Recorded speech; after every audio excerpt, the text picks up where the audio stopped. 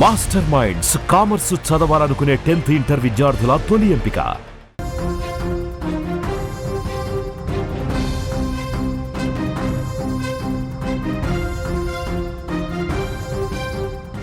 మరో big breaking news చూస్తున్నాం. America జోక్యంతో Iran సంచలన నిర్ణయం తీసుకుంది. హర్మూజ్ జలసంధి మూసివేతకు రంగం కూడా సిద్ధం చేసుకుంటుంది. ఇరాన్ చర్యతో షాక్ లో పలు దేశాలు ఉన్నట్లుగా తెలుస్తోంది. ప్రపంచ మార్కెట్ కు హర్మూజ్ జలసంధి కీలకం. హర్మూజ్ ద్వారా ప్రపంచ వ్యాప్తంగా అవసరమయ్యే 20% ముడి చమురు రవాణా భారత్ కు తప్పని ఇబ్బందులుగా కూడా కనిపిస్తుంది. ఇంధన ధరలు పెరుగుతాయని కూడా ఆందోళన వ్యక్తం చేస్తున్నారు. ప్రస్తుతం భయం లేదని కూడా భారత్ చెప్తున్న పరిస్థితి అయితే కనిపిస్తోంది. అమెరికా దాడి తర్వాత ఇరాన్ తీసుకున్న నిర్ణయం భారత్ తో పాటు పలు దేశాలకు షాక్ ఇస్తుందని చెప్పుకోవచ్చు. ప్రపంచ మార్కెట్ ఎంతో కీలకమైన హర్మూజ్ జలసంధిని మూసివేతకు ఇరాన్ పార్లమెంటు నిర్ణయించడం కలవరపెడుతోంది. ప్రపంచ మార్కెట్ కు హర్మూజ్ జలసంధి ఎంతో కీలకం. ప్రపంచ దేశాలకు ఈ జలసంధి ద్వారా 20% ముడి చమురు సరఫరా అవుతోంది. Qatar, Iran, Saudi Arabia, Iraq, UAE, Kuwait నుండి వచ్చే చమురు ఎగుమతుల్లో ఎక్కువ భాగం ఈ ఇరుకైన జలమార్గం ద్వారానే రవాణా అవుతూ ఉంటుంది. జలసంధి మూసివేయడం ద్వారా ప్రపంచంలోని చమురు 20 నుంచి 25% ప్రపంచ ఎల్ఎన్జీ వాణిజ్యంలో 30% ప్రభావం పడుతుందని కూడా నిపుణులు అంచనా వేస్తున్న పరిస్థితి. దీనివల్ల చమురు ధరలు బ్యారెల్కు భారీగా పెరిగే అవకాశం కనిపిస్తోంది. ఇది ప్రపంచ ఆర్థిక వ్యవస్థను తీవ్రంగా ప్రభావితం చేయనుందని కూడా అంటున్నారు. ఇరాన్ పార్లమెంట్ తాజా నిర్ణయంతో చైనా, భారత్ లాంటి ఆసియా దేశాలు ఈ మూసివేత కారణంగా ఇబ్బందులు ఎదుర్కోనున్నట్లుగైతే మనకు తెలుస్తోంది.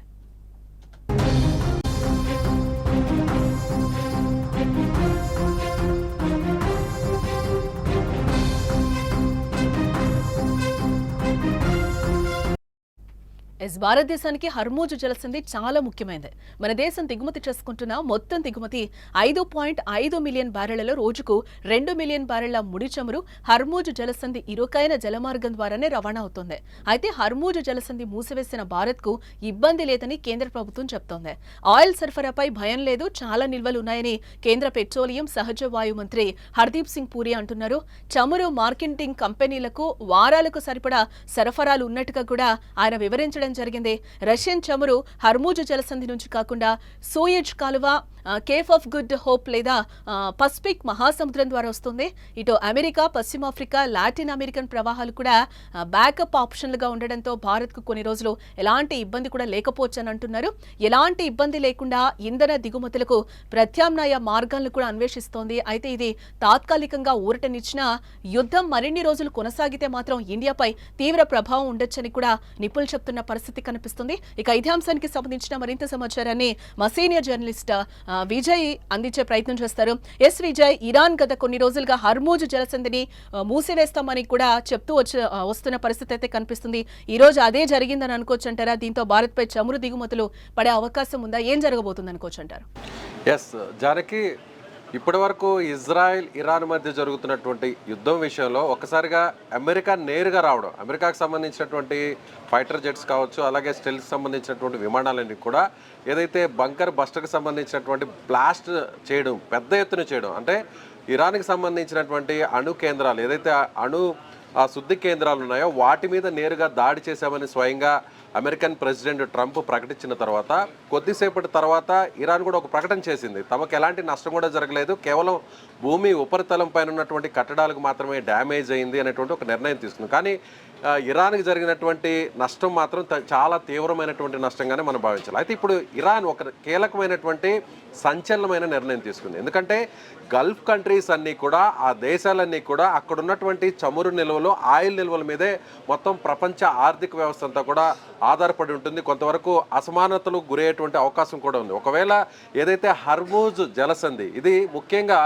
గల్ఫ్ కంట్రీస్ సంబంధించినటువంటి ఆయిల్ రవాణా అంతా కూడా ఈ జలసంధి మీదుగానే ప్రపంచంలో ఉన్నటువంటి ఏదైతే తూర్పు ఆసియా కావచ్చు, ఆస్ట్రేలియా కావచ్చు, ఇలా ఆఫ్రికా దేశాలన్నిటికీ కూడా ఇక్కడి నుంచే ముఖ్యంగా ఆయిల్ రవాణా అంతా కూడా జరుగుతుంది. అయితే క్రూడ్ ఆయిల్ అంతా కూడా ఇక్కడి నుంచి జరిగేటువంటి క్రమంలో ఇప్పుడు ఒక్కసారిగా ఆ జలసంధిని క్లోజ్ చేస్తున్నాము అనేటువంటి ఒక నిర్ణయాన్ని ప్రకటించింది. దీన్ని పార్లమెంట్లో కూడా ప్రవేశపెట్టింది. ఈ బిల్లుని వెంటనే పార్లమెంటు కూడా, ఇరాక్ పార్లమెంటు ఆమోదించింది. అయితే ఇప్పుడు ముఖ్యంగా ఇక్కడ జరుగుతున్నటువంటి జల రవాణా చూస్తే ప్రపంచ దేశాలన్నిటికి సంబంధించినటువంటి ఆయిల్కి సంబంధించిన రవాణా అంతా కూడా, సహజ వాయువుకు సంబంధించినటువంటి రవాణా అంతా కూడా ఈ మార్గం గుండా దాదాపుగా 20 నుంచి 30% ప్రపంచానికి సంబంధించిన అన్ని దేశాలకు సంబంధించినటువంటి ఆయిల్ రవాణా అంతా ఈ మార్గం గుండా వెళ్తుంది. అయితే ఈ మార్గాన్ని క్లోజ్ చేయడం వల్ల ఎవరి మీద ప్రధానంగా ఒత్తిడి పడుతుంది అనేటువంటి లెక్కలైతే ఇప్పుడు మొత్తం ప్రపంచ దేశాలన్నీ కూడా వేస్తున్నాయనే చెప్పాలి. ముఖ్యంగా భారత్ విషయానికి వస్తే భారత్ దీనివల్ల ఏదైనా కొంతవరకు నష్టపోయేటువంటి అవకాశం ఉందా? ఒకవేళ నిల్వలు ఎక్కువగా లేని సమయంలో ఈ దేశం మీదే ముఖ్యంగా ఇరాన్ నుంచి వచ్చేటువంటి అంటే ఈ మార్గం నుండి ఏదైతే గల్ఫ్ కంట్రీస్ వచ్చేటువంటి ఆయిల్ ఒకవేళ రవాణా ఆగిపోతే మన దగ్గర ఉన్నటువంటి చమురుల నిల్వలు తగ్గిపోతే దాని ప్రభావం మన ఆర్థిక వ్యవస్థ మీద ముఖ్యంగా ఆయిల్ ధరలు పెరగడం మీద ఏమన్నా ఆధారపడి ఉందా అని ఒకసారి మనం విశ్లేషణ చేసే ప్రయత్నం చేస్తే కొంతవరకు మాత్రమే ఆ ప్రభావం ఉండే అవకాశం ఉంది. ఎందుకంటే మోడీ తీసుకున్నటువంటి కొన్ని సంవత్సరాల కిందట ఆయన తీసుకుంటూ వస్తున్నటువంటి నిర్ణయాలే ఇవాళ మనల్ని సేఫ్ ప్లేస్లో ఉన్నాయని ఖచ్చితంగా చెప్పవచ్చు. ఎందుకంటే గతంలో కూడా మనం గల్ఫ్ కంట్రీస్ మీదే ప్రధానంగా ఆయిల్కి సంబంధించినటువంటి రవాణా మీద ఆధారపడినటువంటి పరిస్థితి. ముఖ్యంగా యుఏఈ కావచ్చు, ఇరాన్ కావచ్చు, అలాగే సౌదీ అరేబియా కావచ్చు, ఇలాంటి దేశాల నుంచి మనం దిగుమతి చేసుకుంటూ వస్తున్నాం. అయితే ఇప్పుడు ఈ దేశాలకు సంబంధించినటువంటి ఆయిల్ రవాణా అంతా కూడా ఈ జల సంధి మీదనే రావాల్సినటువంటి పరిస్థితి. అంటే ముఖ్యంగా సూయిజ్ కెనాల్ ఎంత ప్రయారిటీ ఉంటుందో వరల్డ్లో ఉన్నటువంటి ఏదైతే షిప్పింగ్ ద్వారా జరిగేటువంటి ట్రాన్స్పోర్టేషన్కి ఆ తర్వాత ఈ హర్మూజ్ కెనాల్ అనేది కూడా చాలా కీలకమైనటువంటి జలసంధిగా చెప్పవచ్చు. అయితే ఈ జలసంధి ఇప్పుడు క్లోజ్ చేయడం వల్ల భారతదేశం కంటే కూడా ఆస్ట్రేలియా ముఖ్యంగా చైనా మీద దీని భారం ఎక్కువ పడే అవకాశం ఉంది. దాదాపు చైనాకు సంబంధించి అంటే మన ఇండియాకు సంబంధించి కేవలం 15 నుంచి 15% ఆయిల్ రవాణా మాత్రమే ఇక్కడి నుంచి జరుగుతుంది. మిగిలినటువంటి ఆయిల్ రవాణా అంతా కూడా సౌదీ అరేబియా నుంచి డైరెక్ట్గా ఇరాక్ వరకు కూడా మనకు ఒక సపరేట్ పైప్ లైన్ కూడా ఉంది. అయితే సౌదీ అరేబియా నుంచి ఇరాక్ మీద, ఆ తర్వాత ఇరాక్ నుంచి పాకిస్తాన్ మీదుగా కూడా మన భారతదేశంలోకి ఒక సపరేట్ పైప్ లైన్ వేసుకోవాలని కూడా గతంలో నుంచి అనేక ప్రతిపాదనలు కూడా చేస్తూ అయితే పాకిస్తాన్ దీన్ని అడ్డుకుంది. ఒకవేళ ఈ పైప్ లైన్ వస్తే భారత ఆర్థిక వ్యవస్థ పూర్తి స్థాయిలో మరింత బలోపేతం అవుతుంది, తద్వారా మన మీద పరోక్షంగా ప్రభావం పడే అవకాశం ఉందనేటువంటి దురుద్దేశంతోనే పాకిస్తాన్ దీన్ని నిలిపివేసింది. అయితే ఇప్పుడు భారత్ ఎందుకు సేఫ్లో ఉంది అనేటువంటి విషయాన్ని ఒకసారి మనం పరిశీలించినట్లయితే రష్యా ఉక్రెయిన్కి సంబంధించినటువంటి వార్ జరుగుతున్న టైంలో అమెరికా రష్యా మీద తీవ్రమైనటువంటి ఆంక్షలు విధించింది. ఏ దేశాలైనా సరే ముఖ్యంగా రష్యాతో ట్రేడింగ్ చేయకూడదు, రష్యాతో ఉన్నటువంటి వ్యాపార కార్యకలాపాలన్నింటినీ కూడా నిలిపివేయాలి అనేటువంటి ఒక ప్రకటన చేసింది అమెరికా. అయితే దీన్ని ఏమాత్రం కూడా మన భారతదేశం ముఖ్యంగా మన ప్రధాని నరేంద్ర మోదీ పట్టించుకోలేదు.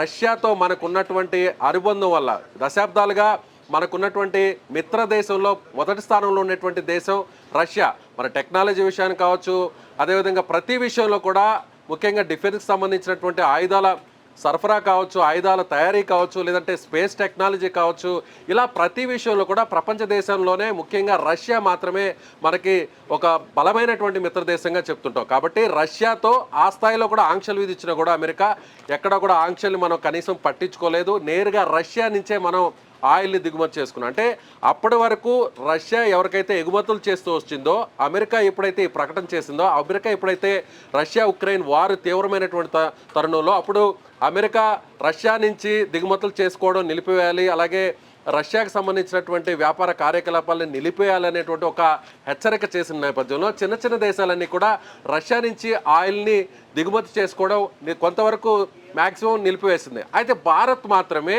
రష్యా నుంచి ఆయిల్ని మనం దిగుమతి చేసుకుంటూ వస్తున్నాం. మునుపటి కంటే కూడా అంటే గల్ఫ్ కంట్రీస్ కూడా ముఖ్యంగా ఏదైతే ఇప్పుడు మనం చెప్తున్నటువంటి ఇస్లామిక్ కంట్రీస్ ముఖ్యంగా ఆయిల్ నిక్షేపాలు ఎక్కువ ఉన్నటువంటి దేశాలు, ఈ దేశాల నుంచి మనం చమురుని దిగుమతిని చేసుకునేటువంటి స్కేల్ని కొంతవరకు తగ్గించామనే చెప్పాలి. ఇప్పుడు రష్యా నుంచి నిల్వలను మనం ఆయిల్ రవాణాని ఎక్కువ శాతం చేసుకుంటున్నాం. కాబట్టి ఇప్పుడు హర్మూజ్ జలసంధి క్లోజ్ అయినా కూడా భారతదేశం మీద ముఖ్యంగా సామాన్యుడి మీద ఈ భారం పడే అవకాశం ఎంతవరకు ఉంది అనేది ఇప్పుడు మొత్తం ఆర్థిక నిపుణులందరూ కూడా అంచనా వేస్తున్నారు. కొంతవరకే పెరిగే అవకాశం ఉంది, అది కూడా 2 నుంచి 3 రూపాయలు మాత్రమే పెరిగే అవకాశం ఉంటుంది. పెట్రోల్ ధరలు కావచ్చు, లేదంటే డీజిల్ ధరలు కావచ్చు, లేదంటే ఏదైతే గ్యాస్కి సంబంధించినటువంటి ధరలు కూడా. ముఖ్యంగా ఎప్పుడైతే రష్యా వైపు మనం నిలబడ్డామో, రష్యా మనకు సపోర్ట్గా ఉందో కొంతవరకు ఇప్పుడు భారతదేశం సేఫ్లో ఉందని చెప్పాలి. ముఖ్యంగా ఈ ప్రభావంతో, ఈ నిర్ణయంతో చైనా మీద దీని ప్రభావం ఎక్కువ పడే అవకాశం ఉంది.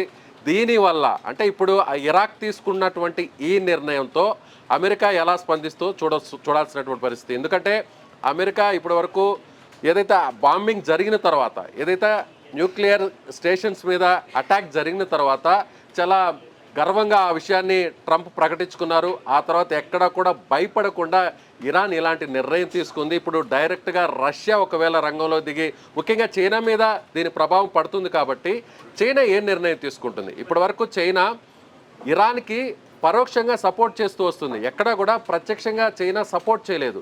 కానీ రష్యా మాత్రం ఇరాన్ వైపు నిలబడతామని బహిరంగంగా స్టేట్మెంట్ ఇచ్చింది. అవసరమైతే కొన్ని ఆయుధాలను కూడా తాము ఇవ్వడానికి సిద్ధంగా ఉన్నామని కూడా చెప్తుంది. మరోవైపు ఇరాన్ కూడా ఒక ప్రకటన కూడా చేసింది. రష్యా కూడా గతంలో ఒక ప్రకటన కూడా చేసింది.